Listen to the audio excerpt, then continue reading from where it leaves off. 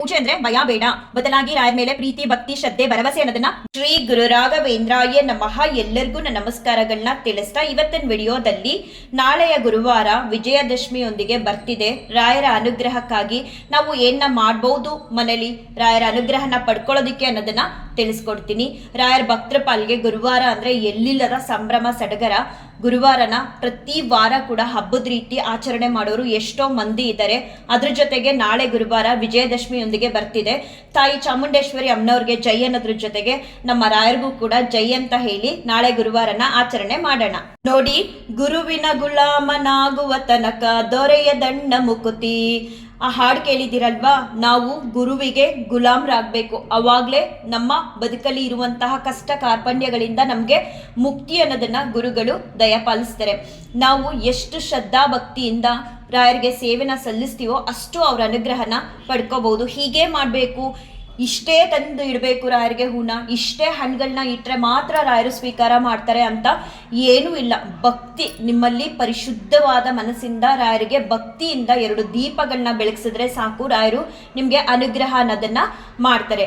ಪ್ರತಿ ವಾರ ರಾಯರ ಸೇವೆನ ಮಾಡ್ತಾ ಹೋದ ಹಾಗೆ ನಿಮ್ಮಲ್ಲಿರುವಂತಹ ಕಷ್ಟ ಕಾರ್ಪಣ್ಯಗಳು ಕ್ರಮೇಣವಾಗಿ ವಾರದಿಂದ ವಾರಕ್ಕೆ ಕಳೀತಾ ಮನೆಯಲ್ಲಿ ಇರುವಂತಹ ಕಷ್ಟ ಕಾರ್ಪಣ್ಯಗಳನ್ನೆಲ್ಲ ದೂರ ಮಾಡೋದ್ರ ಜೊತೆಗೆ ನಿಮ್ಮಲ್ಲೂ ಕೂಡ ಜ್ಞಾನ ಮತ್ತೆ ಅರಿವು ಅನ್ನೋದನ್ನ ಕೊಟ್ಟು ಹಾಗೆ ನಿಮ್ಮ ಇಷ್ಟಾರ್ಥಗಳನ್ನು ಕೂಡ ಅನುಗ್ರಹ ಮಾಡ್ತಾ ಬರ್ತಾರೆ ರಾಯರು. ನಿಜವಾಗ್ಲೂ ಯಾರೆಲ್ಲ ರಾಯರ ಸೇವೆನ ಪ್ರತಿ ವಾರ ಮಾಡ್ತಾರೋ, ಮನೇಲಿ ಪ್ರತಿನಿತ್ಯ ಮಾಡ್ತಾರೋ, ಅವರೆಲ್ಲರೂ ಕೂಡ ಒಂದ್ ರೀತಿ ಪುಣ್ಯವಂತರು ಅಂತಾನೆ ಹೇಳ್ಬೋದು. ಬರೀ ರಾಯರ ಸೇವೆನ ಮಾಡೋರು ಮಾತ್ರ ಅಂತಲ್ಲ, ಯಾರೆಲ್ಲ ರಾಯರ ಭಕ್ತರಿದ್ದಾರೋ ಅವರೆಲ್ಲರೂ ಕೂಡ ಪುಣ್ಯ ಮಾಡಿದೀವಿ ಒಂದಲ್ಲ ಒಂದ್ ರೀತಿ ನಾವು ಇಂತಹ ಗುರುಗಳನ್ನ ಪಡೆಯೋದಿಕ್ಕೆ. ನಾಳೆ ತುಂಬಾನೇ ಬೇಗ ಎದ್ದು ವಿಜಯದಶಮಿ ಆಚರಣೆ ಜೊತೆಗೆ ಮನೆಗಳಲ್ಲಿ ರಾಯರ ಸೇವೆನೂ ಕೂಡ ನಡೀಲಿ. ಯಾರ ಮನೇಲಿ ರಾಯರ ಸೇವೆನ ಮಾಡ್ತಾರೋ, ನಿಜ ಹೇಳ್ತೀನಿ, ಒಂದೇ ಸಲ ಆಗದೆ ಇದ್ರು ಪ್ರತಿ ವಾರ ಸೇವೆನ ಮಾಡ್ತಾ ಹೋದಂಗೆ ನಮ್ಮಲ್ಲಿರುವಂತಹ ಕಷ್ಟಗಳು ಕ್ರಮೇಣವಾಗಿ ನಮಗೆ ತಿಳಿದಿರೋ ಹಾಗೆ ರಾಯರು ಅದನ್ನ ದೂರ ಮಾಡ್ತಾ ಬರ್ತಾರೆ. ಹಾಗಾಗಿ ನಾಳೆ ಬೆಳಗಿನ ಜಾವನೆ ಬೇಗ ಎದ್ದು ವಾರ ಪೂರ್ತಿ ನಿದ್ದೆ ಮಾಡ್ತೀರಾ. ಪ್ರತಿ ಗುರುವಾರ ಸ್ವಲ್ಪ ಬೇಗ ಎದ್ದು ರಾಯರಿಗೆ ಸೇವೆನ ಸಲ್ಲಿಸೋದ್ರಿಂದ ಏನು ಕಷ್ಟ ಆಗೋದಿಲ್ಲ. ಇನ್ನು ನಿಮ್ಗೆ ಒಂದ್ ರೀತಿಯ ಅನುಭವ ಆಗೋದಕ್ಕೆ ಶುರುವಾಗುತ್ತೆ. ಎಷ್ಟು ಚೆನ್ನಾಗಿರುತ್ತೆ ಆ ಬೆಳಗಿನ ಜಾವ ನಾವು ರಾಯರ ಸೇವೆನ ಮಾಡಿದಾಗ ಆಗುವಂತಹ ಒಂದು ಆನಂದ ಇದೆಯಲ್ಲ, ಅದಕ್ಕೆ ಬೆಲೆ ಕಟ್ಟೋದಕ್ಕೆ ಆಗಲ್ಲ. ರಾಯರಿಗೆ ತುಪ್ಪದಿಂದ 2 ದೀಪನ ಹಚ್ಚಿ ಹಾಗೆ ತುಳಸಿ ಅಥವಾ ಯಾವುದಾದ್ರೂ ನಿಮ್ಮ ಕೈಲಿ ಏನು ಶಕ್ತಿ ಇದೆಯೋ ರಾಯರಿಗೆ ತಂದು ಕೊಡುವಂಥದ್ದು ಆ ರೀತಿ ಹೂಗಳನ್ನ ತಂದು ರಾಯರಿಗೆ ಸಮರ್ಪಣೆನ ಮಾಡಿ, ಹಾಗೆ ನೈವೇದ್ಯಕ್ಕೆ ಅಂತ ಹೇಳಿ ಹಣ್ಣುಗಳು ಅಥವಾ ಮನೇಲಿ ಕಲ್ಸಕ್ರೆ ಇದ್ರೂ ಪರವಾಗಿಲ್ಲ, ಇಲ್ಲ ನಿಮ್ಮ ಕೈಯಾರೆ ಏನಾದರೂ ಮಾಡಿಕೊಟ್ರು ಪರವಾಗಿಲ್ಲ, ಅಥವಾ ಏನು ಮಾಡೋದಕ್ಕೆ ಸಾಧ್ಯನೇ ಇಲ್ಲ ಅಂದರೆ ಒಂದು ಬಿಸ್ಕೆಟ್ ಪ್ಯಾಕ್ ಆದರೂ ತಂದು ರಾಯರಿಗೆ ನೈವೇದ್ಯನ ಮಾಡ್ಬೋದು. ನಾವು ತಿನ್ನುವಂತಹ ಎಲ್ಲ ಪದಾರ್ಥಗಳನ್ನು ರಾಯರಿಗೆ ಅಥವಾ ಭಗವಂತನಿಗೆ ನೈವೇದ್ಯ ಮಾಡೇ ಸಮರ್ಪಣೆ ಮಾಡೇ ಸೇವನೆ ಮಾಡಬೇಕು ಅಂತ ಹಿರಿಯರು ತಿಳಿಸ್ತಾರೆ, ಅದರಲ್ಲಿ ನಾನ್ ವೆಜ್ ಅನ್ನೋದನ್ನ ಬಿಟ್ಟು. ಸೊ ನಿಮ್ಮ ಕೈಲಿ ಏನು ಶಕ್ತಿ ಇದೆಯೋ ರಾಯರಿಗೆ ನೈವೇದ್ಯ ಮಾಡೋದಕ್ಕೆ ಬಹಳ ಪ್ರೀತಿಯಿಂದ ಮಾಡಿಕೊಡಿ. ಅಯ್ಯೋ ರಾಯರಿಗೆ ಮಾಡಿಕೊಡ್ಬೇಕಾ, ಅಯ್ಯೋ ಅವ್ರ ಮನೇಲಿ ಅದಿಟ್ಟಿದ್ದಾರೆ ನಮ್ಮ ಮನೇಲೂ ಕೂಡ ಇದನ್ನೇ ಮಾಡಬೇಕಾ, ಅವ್ರು ಹಾಗೆ ಮಾಡಿದ್ದಾರೆ ನಾವು ಹೀಗೆ ಮಾಡಿದ್ರೆ ನಮಗೂ ಕೂಡ ರಾಯರು ಆಶೀರ್ವಾದ ಮಾಡಿಬಿಡ್ತಾರೆ ಅನ್ನೋ ಭಾವನೆ ಇರಬಾರ್ದು.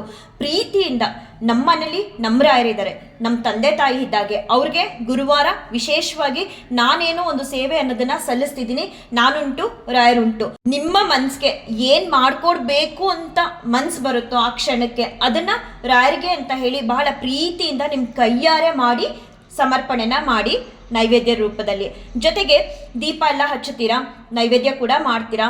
ಮತ್ತೆ ನಿಮ್ಮ ಕಷ್ಟ ಇಷ್ಟ ಏನಿದೆ ರಾಯರ ಮುಂದೆ ಕೂತ್ಕೊಂಡು ಹೇಳ್ಕೊಡಿ. ಅಟ್ಲೀಸ್ಟ್ ಶ್ಲೋಕ ಹೇಳೋದಕ್ಕೆ ಬರಲ್ಲ, ಯಾವ ಶ್ಲೋಕಗಳು ಬರಲ್ಲ ಅಂದ್ರೂ ಪರವಾಗಿಲ್ಲ, ಶ್ರೀ ರಾಘವೇಂದ್ರಾಯ ನಮಃ ಅಂತ ಹೇಳ್ಕೊಡಿ.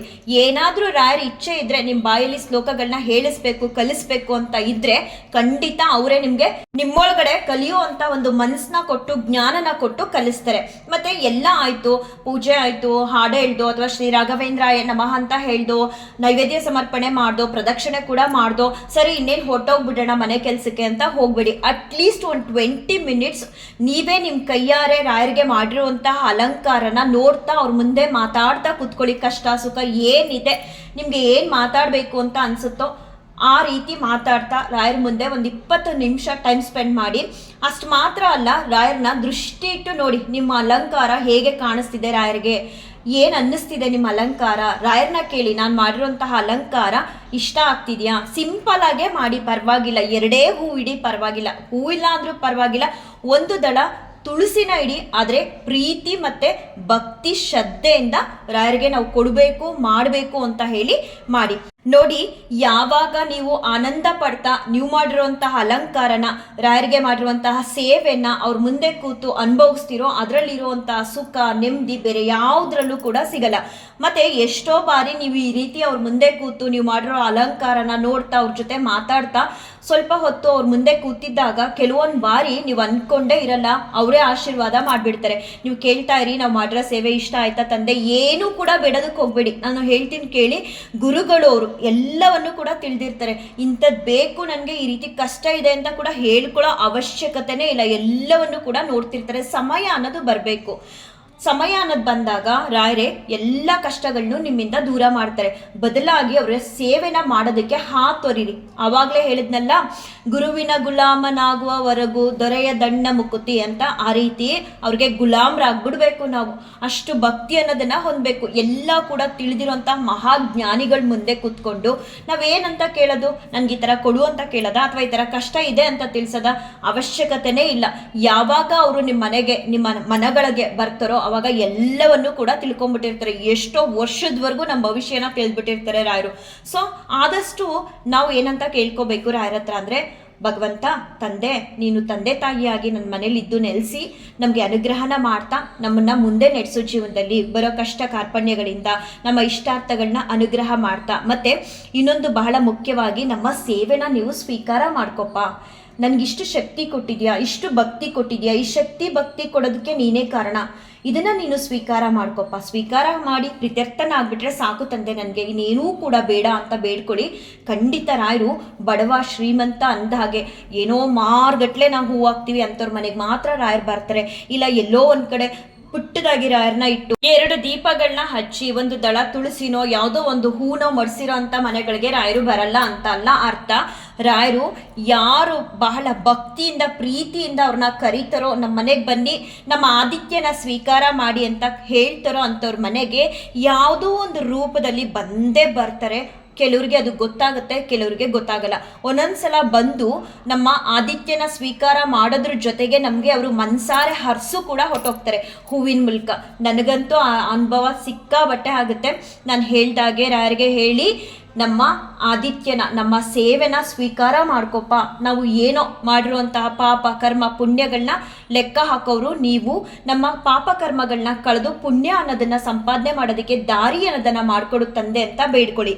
ಮತ್ತೆ ಇನ್ನೊಂದೇನಂದ್ರೆ, ಯಾರಾದ್ರೂ ರಾಯರಿಗೆ ಹಾಲ್ನ ನೈವೇದ್ಯ ಮಾಡಬೇಕು ಅಂದ್ರೆ ಮಾಡಬಹುದು. ಮತ್ತೆ ದ್ವಿದಳ ಧಾನ್ಯಗಳು ಅಂತ ಹೇಳ್ತೀವಲ್ವಾ, ಈಗ ಕಡಲೆಕಾಳು, ಹೆಸರು ಬೇಳೆ, ಕಡಲೆಬೇಳೆ, ಇವಾಗ ನಾನು ಕೋಸುಂಬರಿ ಮಾಡ್ತಿದ್ದೆ ವಾರ ವಾರ, ಅದನ್ನ ಇನ್ನು 1 ತಿಂಗಳವರೆಗೂ ದ್ವಿದಳ ಧಾನ್ಯಗಳನ್ನ ನಾವು ಬಳಸಬಾರ್ದು. ಕಾಳುಗಳಲ್ಲಿ ಏನಾದ್ರೂ ರಾಯರಿಗೆ ಮಾಡಿಕೊಟ್ಟು ಅಂತ ಅಭ್ಯಾಸ ಇದ್ರೆ ಕೆಲವ್ರ ಮನೆಗಳಲ್ಲಿ, ಇನ್ನು 1 ತಿಂಗಳು ಆ ನೈವೇದ್ಯಗಳನ್ನ ರಾಯರಿಗೆ ಮಾಡ್ಕೊಡ್ಬಾರ್ದು. ಹಾಲ್ನ ಬಳಸ್ಬಹುದು, ನೀವು ಅಭಿಷೇಕಕ್ಕಾದ್ರೂ ಬಳಸ್ಬಹುದು, ಹಾಲ್ನ ರಾಯರಿಗೆ ನೈವೇದ್ಯಕ್ಕೆ ಅಂತನಾದ್ರೂ ಬಳಸ್ಬೋದು ಪ್ರತಿನಿತ್ಯ. ನೋಡಿ, ಯಾರೆಲ್ಲ ಈ ವಿಡಿಯೋನ ನೋಡ್ತಿದ್ದೀರಾ ಅವ್ರಿಗೆ ಮತ್ತೊಮ್ಮೆ ಸ್ಪಷ್ಟವಾಗಿ ತಿಳಿಸ್ತಿದ್ದೀನಿ, ಪೂಜೆಯಲ್ಲಿ ಏನೇ ತಪ್ಪುಗಳಾದ್ರೂ ಭಗವಂತ ರಾಯರು ಕ್ಷಮಿಸ್ತಾರೆ, ನಿಮ್ಮ ಪೂಜೆನ ಸ್ವೀಕಾರ ಮಾಡ್ಕೊಳ್ತಾರೆ. ಪೂಜೆ ಬಗ್ಗೆ ಭಯ ಬೇಡ, ಬದಲಾಗಿ ರಾಯರ ಮೇಲೆ ಪ್ರೀತಿ ಶ್ರದ್ಧೆ ಭಕ್ತಿ ಅನ್ನೋದನ್ನ ಬೆಳೆಸ್ಕೊಳ್ಳಿ. ನೀವೇನಾದ್ರೂ ಭಯ ಅನ್ನೋದನ್ನ ಪಡ್ಲೇಬೇಕು ಅನ್ನೋದಾದ್ರೆ, ಇಂಥ ವಿಚಾರಗಳು ಬಂದಾಗ ರಾಯರು ನೋಡ್ತಿರ್ತಾರೆ, ಅವರು ನಮ್ಮನ್ನ ಕ್ಷಮಿಸಲ್ಲ ಅನ್ನೋ ಕಾರಣಕ್ಕೆ ಭಯ ಅನ್ನೋದನ್ನ ಪಡ್ಲೇಬೇಕು. ಆ ವಿಚಾರಗಳು ಯಾವ್ದ್ಯಾವ್ದಂದ್ರೆ, ಗುರುವಾರ ಅಂತ ಮಾತ್ರ ಅಲ್ಲ, ಪ್ರತಿನಿತ್ಯ ನಾವು ರಾಯರಿಗೆ ಭಕ್ತರಾದ್ಮೇಲೆ ಈ ನಿಯಮಗಳನ್ನ ಅಥವಾ ಈ ಗುಣಗಳನ್ನ ಅನುಸರಣೆ ಮಾಡಲೇಬೇಕು. ಮೊದಲನೇದಾಗಿ ಬೇರೆಯವ್ರ ಬಗ್ಗೆ ಮಾತಾಡಬಾರ್ದು, ಬೇರೆಯವ್ರನ್ನ ನೋಯಿಸಬಾರ್ದು.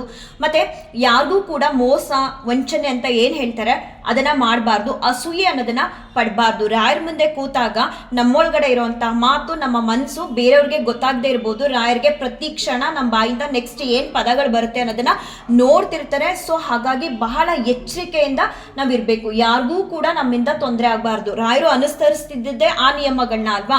ಎಲ್ಲಾ ಗುಣಗಳನ್ನು ನಾವು ಅವರಿಂದ ಪಡ್ಕೊಳ್ಳೋದಕ್ಕಾಗದೇ ಇದ್ರು ಕೆಲವೊಂದೊಂದು ಗುಣಗಳನ್ನ ಅವರಿಂದ ಪಡ್ಕೊಂಡು ಅದನ್ನ ಅನುಸರಣೆ ಮಾಡ್ಕೊಂಡು ಹೋಗೋದಕ್ಕೆ ಜೀವನದಲ್ಲಿ ಪ್ರಯತ್ನ ಪಡ್ಲೇಬೇಕು. ಸ್ಟಾರ್ಟಿಂಗು ಯಾವುದೂ ಕೂಡ ಸಾಧ್ಯ ಆಗಲ್ಲ. ಆದ್ರೆ ಪ್ರತಿ ಕ್ಷಣ ಕಾಣದೇ ಇರುವಂತಹ 2 ಕಣ್ಣುಗಳು ಅಂದ್ರೆ ನಮ್ಮ ರಾಯರು ನಮ್ಮನ್ನ ನೋಡ್ತಿರ್ತಾರೆ. ಸೊ ನಾವು ಇಂಥ ತಪ್ಪು ಮಾಡಬಾರ್ದು. ಅದರಲ್ಲೂ ತಿಳಿದು ಮಾಡೋದಕ್ಕೆ ತಪ್ಪುಗಳನ್ನ ಹೋಗಬಾರ್ದು. ತಿಳಿದೇ ಏನೋ ಒಂದು ತಪ್ಪಾಯಿತು, ಎಲ್ಲೋ ಒಂದು ಇರುವೆ ಗುಡಿತ್ತು, ಹೋದೆ ಕಾಲಿಟ್ಬಿಟ್ಟೆ ಸತ್ತೋದೋ ಪರವಾಗಿಲ್ಲ, ಅದು ನಮಗೆ ತಿಳಿದೇ ಆಗಿರೋಂಥದ್ದು. ತಿಳಿದು ಒಂದಷ್ಟು ಕಪ್ಪು ಇರುವೆಗಳು ಹೋಗ್ತಿದೆ ಅವನ್ನೆಲ್ಲ ಸಾಯಿಸ್ಬಿಡೋಣ ಅಂತ ಮಾಡಬಾರ್ದು. ಅದ್ರ ಬದಲಾಗಿ ಅದಕ್ಕೊಂದು ಸ್ವಲ್ಪ ಸಕ್ಕರೆ ರವೆ ಆ ರೀತಿ ಹಾಕಬೇಕು. ರಾಯರು ಪ್ರತಿ ಕ್ಷಣ ನಾವು ಅವ್ರಿಗೆ ಭಕ್ತರಾದ್ಮೇಲೆ ನಮ್ಮನ್ನ ಗಮನಿಸ್ತಾನೆ ಇರ್ತಾರೆ, ಪ್ರತಿ ಕ್ಷಣ ಕೂಡ ನಮ್ಮನ್ನ ಗಮನಿಸ್ತಿರ್ತಾರೆ. ಸೊ ಒಂದಷ್ಟು ಕೆಟ್ಟ ಗುಣಗಳಿಂದ ನಾವು ದೂರ ಇರಬೇಕು.